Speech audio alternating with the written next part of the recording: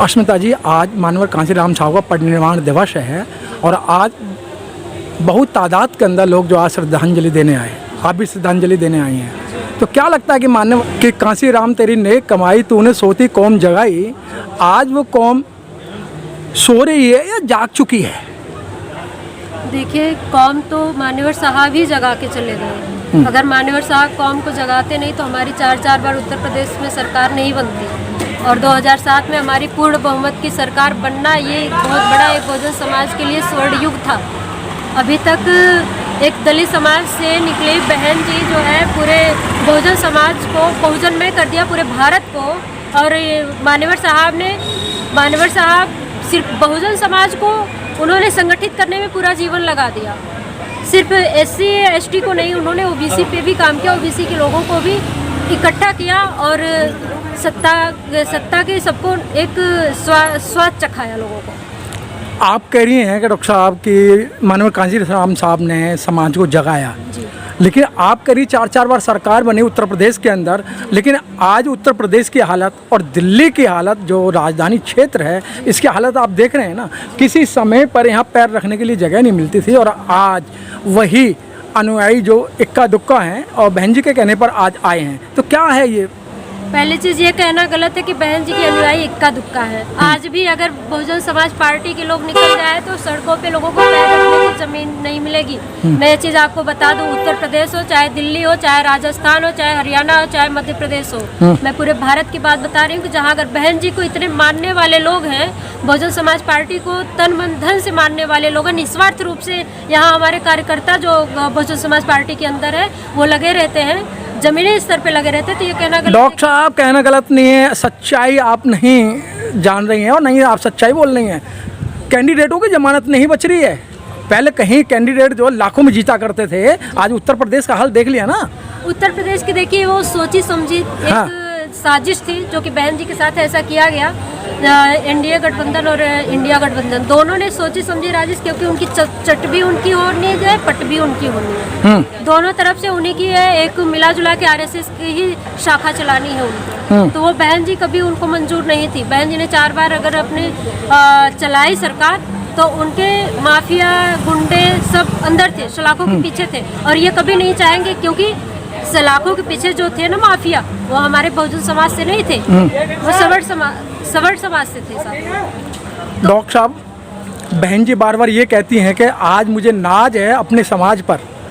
अपने समाज का मतलब आप समझ रही हैं, लेकिन कभी बैकवर्ड का नाम लिया बहन जी ने कि यहाँ बैकवर्ड को ना कोई जिम्मेदारी दी गई है? नाम लिया। हाँ, आज बहन जी ने नाम लिया। अभी मंडल कमीशन सब कुछ लूटने के बाद में ना मैडम, सब कुछ लूटने के बाद में ना। आप कैसे कह रहे हो? एक बात बताओ, मंडल कमीशन कब बहन जी ने लाया? बहन जी की वजह से लागू हुआ ना। हाँ, बहन जी आज जो चीज़ें हम लोगों को बताई हैं तो उसमें सीधे सीधे आप बैकवर्ड को लेके बात कर रही हैं, OBC माइनॉरिटी SC ST सबको लेके बात कर रही हैं, यहाँ तक कि जनरल में जो गरीब तबके के लोग हैं उनकी बात करती हैं, सर्व समाज की बात करती हैं। ये तो कहना गलत है कि नहीं बस SC ST। लेकिन बैकवर्ड लोग क्यों नहीं जुड़ रहे हैं बहन जी से? क्यों नहीं बसपा से जुड़ रहे हैं? क्या कारण है?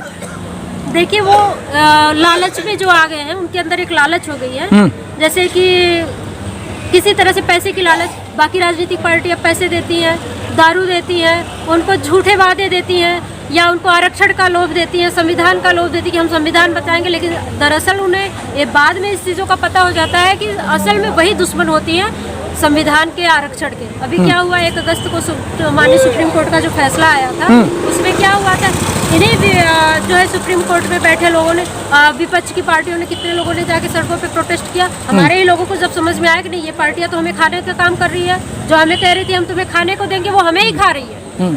तो 1 अगस्त के जो जजमेंट आया है या उन्होंने अपनी ओपिनियन दी है, क्या आप उससे सहमत नहीं है? क्यों सहमत होंगे? बिल्कुल नहीं सहमत होंगे। आप नहीं चाहती हो कि आपके भाइयों को, जो छोटी कौम के जो लोग हैं, जिन्हें मैं सीधा सीधा कह दूं वाल्मीकि समाज, अगर उन्हें कुछ मिल रहा है तो तुम्हारे पेट में दर्द क्यों हो रहा है? देखिए, आपको मैं बता दूं, आपको ये कैसे पता कि वाल्मीकि समाज को नहीं मिल रहा है, जाटो समाज को मिल रहा है या धोबी समाज को मिल रहा है? अपर पोस्टों पर सारे वही लोग बैठे हैं जाटव, इसलिए उनको घास नहीं डाल रहे हैं। तो जातिगत जनगणना करा लें, जातिगत जनगणना करा लें, पता चल जाएगा कौन कितने पोस्ट पे बैठा है। 3% ब्राह्मण जो है भारत के 90% पद पे जो है काबिज है, तो पहले तो वहाँ से जातिगत जनगणना शुरू करनी चाहिए ना, जिसकी जितनी संख्या भारी हो उसकी उतनी हिस्सेदारी हो जाए, हिस्सेदारी के नाम पे। तो सबसे पहले मैं तो कहती हूँ कि अगर ये इस नियम का अगर पालन होता है तो सबसे पहले जातिगत जनगणना करानी चाहिए A to Z। फिर इसके बाद दूध का दूध पानी का पानी हो जाएगा। जो वाल्मीकि समाज को ये कहते हैं ना कि तुम्हारा तो आरक्षण जाटो समाज खा रहा है, असल में इन वाल्मीकि समाज के भाइयों को समझने की जरूरत है कि इनका जो है आरक्षण ये सवर्ण समाज के लोग खा रहे हैं। सवर्ण समाज के लोग खा रहे हैं। अच्छा, ये हरियाणा में हारने का क्या कारण हो गया? हरियाणा में हारने का कारण देखिए, जाट तो आपके साथ में थे ना। ये जातिगत जो समीकरण बना है ना, यहाँ हमारे देश में जाति के आधार पे और धर्म के आधार पे राजनीति चलती है। हाँ।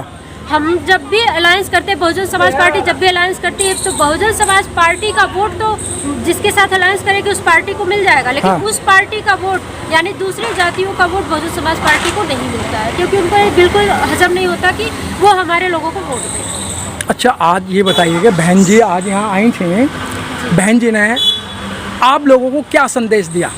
देखिए, बहन जी ने हम लोगों को मान्यवर साहब का जैसे कि 18वां परिनिर्वाण दिवस था, तो इसलिए बहन जी ने हमको मान्यवर साहब की विचारधारा पे चलने के लिए पहले सबसे पहले ये कहा कि हर विधानसभा में 3-3, 4-4 कैडर हम लोग करें, और कैडर बहुत ज़रूरी है। इसके बाद संगठन को मजबूत कैसे किया जाए, प्लस आगामी आम चुनाव जो है विधानसभा चुनाव आने वाला है, तो उस पर किस तरह की रणनीति बना के हम लोग इलेक्शन को फाइट करने का काम। लेकिन बहन जी ने ये भी कहा था कि युवाओं को जिम्मेदारी देनी चाहिए। आप भी तो एक युवा हैं। बिल्कुल, मुझे भी जिम्मेदारी दी गई है। मैं देवली विधानसभा से विधानसभा अध्यक्ष थी, अभी प्रभारी हूँ। प्रभारी हैं।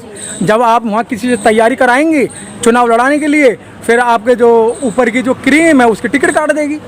सर देखिए, जो ऊपर की टीम है वो जो करेंगे अच्छा देख के करेंगे, और बहन जी ने जैसा कि आज हम सभी को विश्वास दिलाया कि पहले उसे आदरणीय आकाश आनंद जी भी देखेंगे कि कौन सा कैंडिडेट है, किस तरह के उसके बैकग्राउंड को पूरा खंगाला जाएगा, और कैंडिडेट जो है कैडराइड होगा और हमारे समाज से ही होगा या जिस भी समाज से होगा, मतलब वो हमारे विचारधारा का होगा। मतलब समाज कोई भी हो, मैं समाज से नहीं, मैं विचारधारा से मतलब रखती हूँ। तो क्या लगता है कि अश्विता जी दिल्ली में बात बनेगी?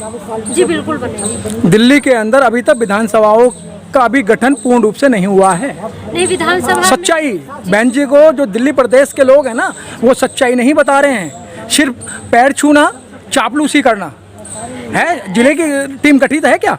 जिले की टीम गठित है हमारी? नहीं है, सच्चाई है ये मैडम। विधानसभा की गठित नहीं है, कहीं भी पोलिंग बूथ गठित नहीं है। में हो, जिस जिले में हो, उसकी पूरी टीम गठित हुई है। यहाँ तक कि हम लोग सेक्टर और बूथ पे भी काम कर रहे हैं, और हमारे वहाँ पे भी बॉडी तैयार है, ऐसी कोई बात नहीं है। ये दूर दूर से लोग ना बहुजन समाज पार्टी को बदनाम करने की बातें करते हैं। ये वही लोग हैं जो चमचे होते हैं ना, दूसरी पार्टियों से चमचागिरी करते हैं। आम आदमी पार्टी, कांग्रेस पार्टी और भारतीय जनता पार्टी की चमचागिरी करते हैं, तो हमारे लोगों को बदनाम करते हैं। प्रदेश के किसी भी नेता ने इतनी बड़ी घटनाएं हुई, कभी धरना प्रदर्शन नहीं करा। अगर बहन जी कहेंगी कि भाई आपको चाय पीनी है तो जूस तो पी लेंगे वो, लेकिन पब्लिक की समस्याओं को नहीं उठा रहे हैं। देखिए, हम पब्लिक की समस्याओं को हम चिल्ला के क्या करेंगे? हम ये चाहते हैं कि हमारी सत्ता होगी तो हमारे लिए ये सब जो एट्रोसिटी हो रही है, जो हमारे ऊपर अत्याचार हो रहा है, नहीं होगा। जिसकी सरकार होगी, मान्यवर साहब ने कहा था ना कि जिस कौम के हाथ में सत्ता की चाबी होती है उसकी बहन बेटियां जो है, बहन बेटियों के साथ अत्याचार नहीं होता है। तो ये सच्चाई है। उस समाज के बच्चों के साथ अत्याचार नहीं होता, उस समाज के साथ अत्याचार नहीं होता है। तो हमारे लोगों को ये चीज़ समझना चाहिए कि हमें मेन क्या करनी है, सत्ता की मास्टर की लेनी है, चाहे वो केंद्र की सत्ता हो, चाहे वो राजस्थान। क्या लगता है, उम्मीद है कि अब की जो 25 में चुनाव होने जा रहा है, बसपा कुछ अपना खाता खोलेगी? बसपा खाता नहीं खोलेगी। बसपा दिल्ली के अंदर एक बहुत बड़ा इतिहास रखने जा रही है, ये मेरा मानना है। मैडम, कभी आप नींद में तो नहीं हो?